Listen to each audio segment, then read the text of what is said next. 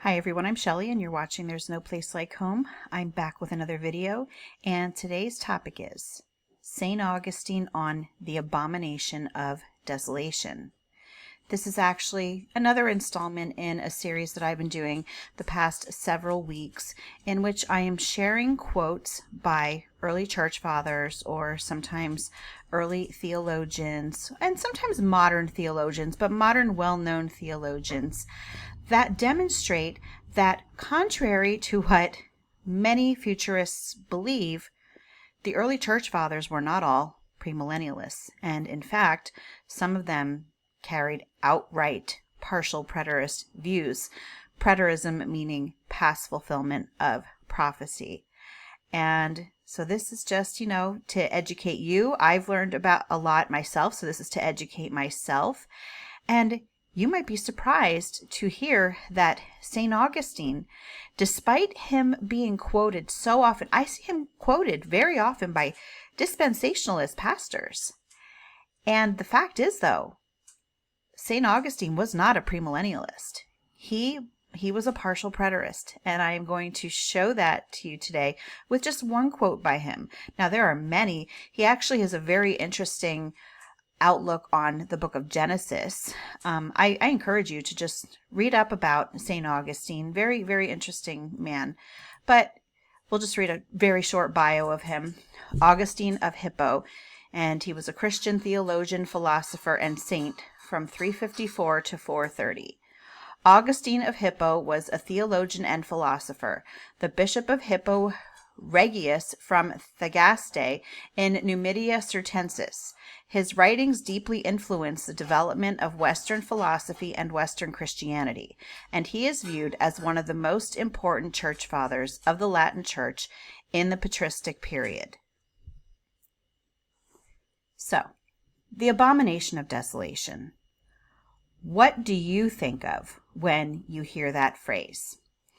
Most Christians nowadays, when they hear the term Abomination of Desolation, will imagine a future event where there is a future third temple built in Jerusalem, and an Antichrist is going to arise, and he is going to set up shop in this future physical third temple in Jerusalem, and that is going to be the Abomination of Desolation, which is going to bring about the end of the world.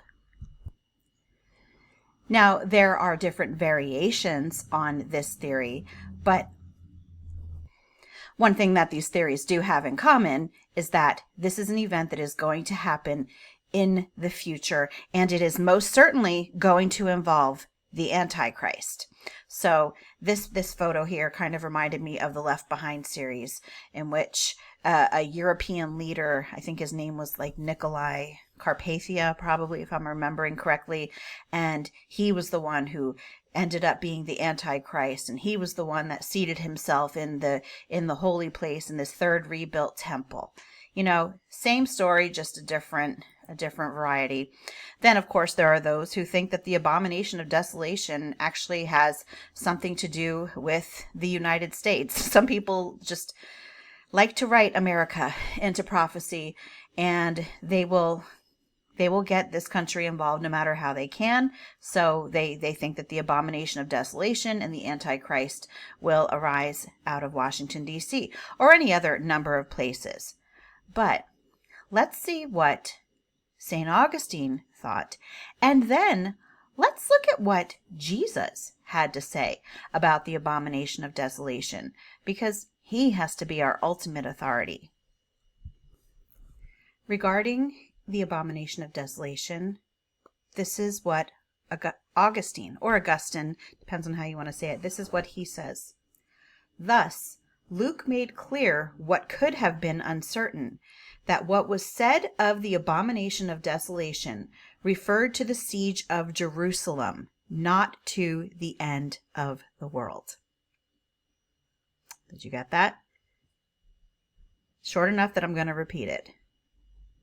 Luke made clear what could have been uncertain, that what was said of the Abomination of Desolation referred to the siege of Jerusalem, not to the end of the world. You can actually find this quote in the book The Early Church and the End of the World by Gary DeMar and Francis Gummerlock.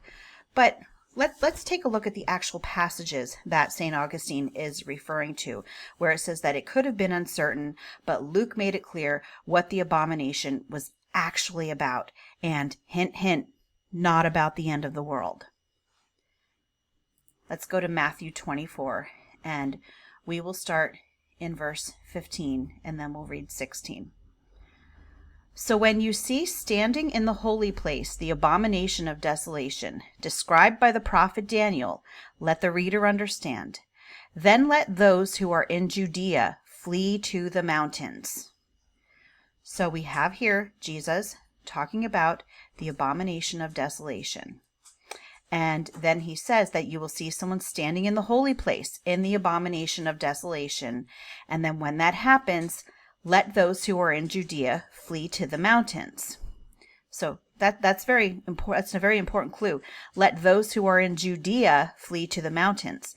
Because if this were going to be in America, well, Judea is the wrong place to be. And if this is going to be a world-ending event, I don't know that fleeing to the mountains would save you, but Jesus said that it would. And notice that he said, when you see standing in the holy place. Who was he speaking to? He was speaking to his disciples who were standing there with him. He told them when they see standing in the holy place. Now, you might still be thinking, well, that I don't know what that means. Standing in the holy place, the abomination of desolation. This is what St. Augustine was talking about. Luke made it clear. Luke 21:20. But when you see Jerusalem surrounded by armies, you will know that her desolation is near. Yes, that is what the abomination of desolation was. It was when they would see you, as in his disciples, when you see Jerusalem surrounded by armies, you will know that her desolation is near. They would know that's when to look for it. When the armies were surrounding Jerusalem. Then he went on and said, then let those who are in Judea flee to the mountains. Same thing that we read in Matthew 24. Let those in the city get out, and let those in the country stay out of the city. So, according to Jesus, the abomination of desolation was not something that is going to take place 2,000 plus years later, and it was not going to be a world-ending event. The abomination of desolation was going to happen when there were armies surrounding Jerusalem. And not only when there were armies surrounding Jerusalem, but when the people that he was standing there speaking to saw those armies. That was when the abomination of desolation was near.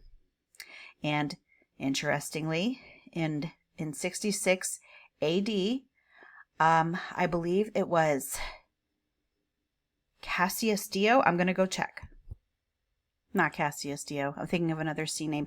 Cestius Gallus. When the Roman general Cestius Gallus surrounded Jerusalem in 66 AD, some unknown event caused him to withdraw his troops from surrounding Jerusalem at that time. And at that time, the Christians who were heeding Jesus' warnings that we just read in Luke 21 and Matthew 24 about fleeing to the mountains when you see the armies surrounding Jerusalem, they fled. And they went to Pella in a place called Perea. In 70 AD then, the Roman general Titus, he then surrounded Jerusalem again. And that was when Jerusalem ended up being destroyed.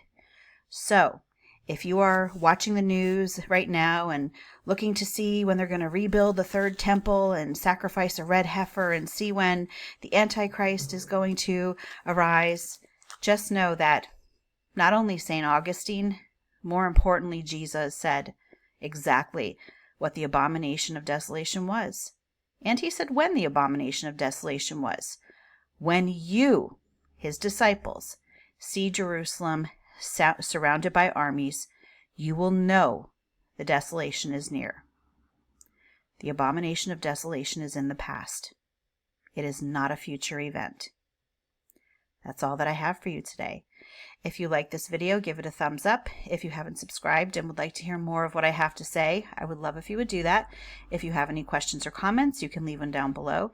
And if you like my work and would like to become a channel member, I will leave a link in the description box for that as well, or you can just click on it right on my channel page. And I hope you have a great day.